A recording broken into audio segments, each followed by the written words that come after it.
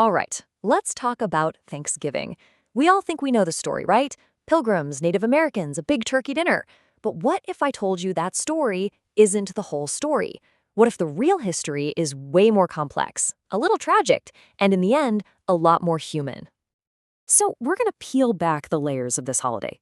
We'll start with this desperate alliance way back in the 17th century, then see how it became a political tool, and finally, how it turned into the huge holiday we know today. It's actually a pretty wild ride. So to really get the first Thanksgiving, we can't just jump to 1621. We've actually got to rewind a little bit.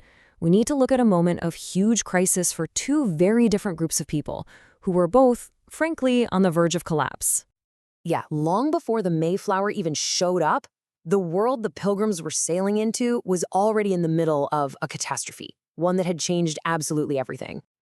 Just a few years before the Pilgrims land, this horrible epidemic, probably brought by European traders, just rips through the coastal indigenous tribes. For the Wampanoag people, this was an apocalypse. I mean, we're talking entire villages wiped off the map. This completely upended the balance of power and left them super vulnerable to their rivals. And at the same time, you've got this other story of desperation playing out. The 102 Pilgrims. They land in the winter of 1620, and they are just not ready for it. That first winter was absolutely brutal. Disease, starvation, it took 42 of them. Think about that. Almost half of their entire group was gone before they even got a chance to plant a single crop. The colony's survival, and this is no exaggeration, pretty much came down to one person, Tisquantum, who you might know as Squanto. And his story is just unbelievably tragic. He was from a tribe called the Patuxet, and he lived in the exact village where the Pilgrims ended up settling. But years before, he'd been kidnapped and sold into slavery in Europe. When he finally managed to get back home, his entire village was gone, wiped out by that epidemic. He came home to ghosts. But because he could speak English and understood both worlds, he became the one person who could bridge the gap between these two struggling groups.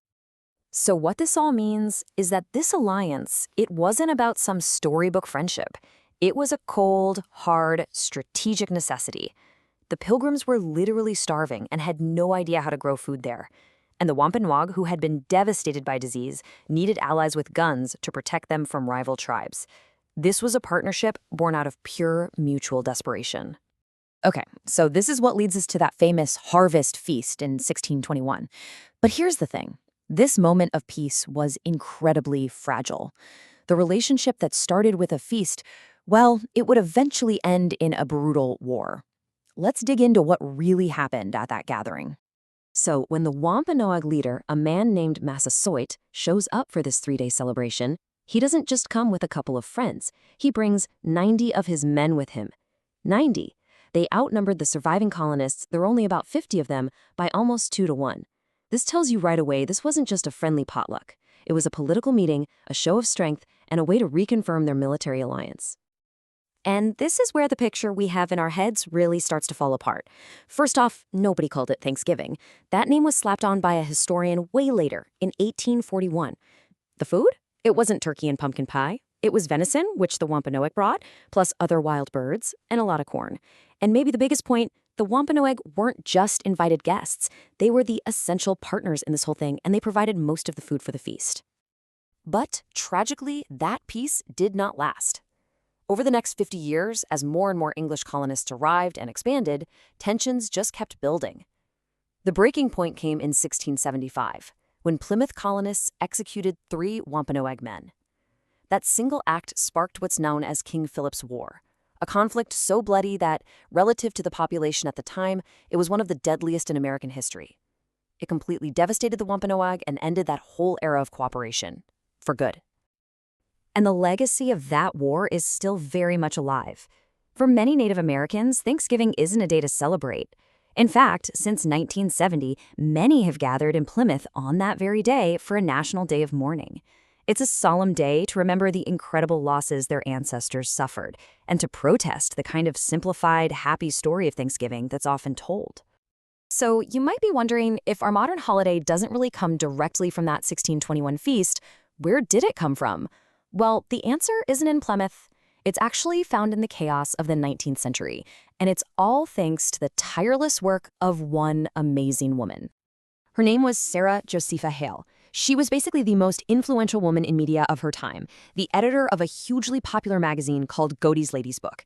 And for nearly 40 years, she used her magazine to push for one single national day of Thanksgiving. I mean, she wrote editorial after editorial, sent letters to governors, to presidents. She was relentless. And her whole campaign really came to a head with this letter, which she sent directly to President Abraham Lincoln. And think about the timing here. This is right in the middle of the Civil War, arguably the darkest, most divided time in American history. And her goal was crystal clear. She wrote that she wanted the day to be a national and fixed Union festival. She wasn't just thinking about a nice meal, she was thinking about unity. She saw Thanksgiving as a kind of cultural glue that could help put a broken nation back together. And Lincoln, he got it immediately. He saw just how powerful that idea was. Just a few days after he got her letter, he issued the proclamation. So the national holiday that we celebrate today, it wasn't really born from that harvest feast in 1621. It was born from a strategic political move, an attempt to create a sense of shared identity and healing during a brutal war. But of course, the story doesn't stop there. The holiday kept evolving. Over the next 100 years or so, its purpose kind of shifted again. That 19th century idea of solemn gratitude and national unity, it slowly started to get replaced by the commercial, consumer-focused holiday that we're more familiar with today. All these new traditions just got layered on top.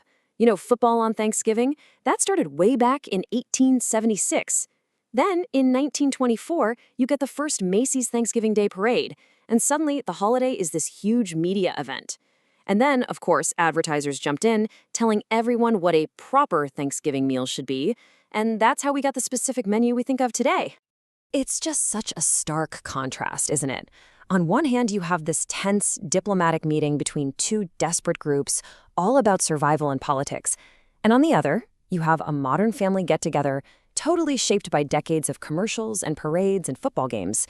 They might share a name, but they are from completely different worlds. So in the end, the story of Thanksgiving isn't just one simple thing. It's a story about survival, yeah, and about alliance. But it's also about conflict and profound loss. It's a story about being invented for political reasons and then reinvented for commercial ones.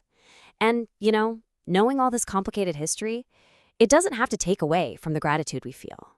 In fact, maybe it can make it deeper. Maybe it lets us hold all of it at once, the celebration and the mourning, the myth and the reality, all at the same table.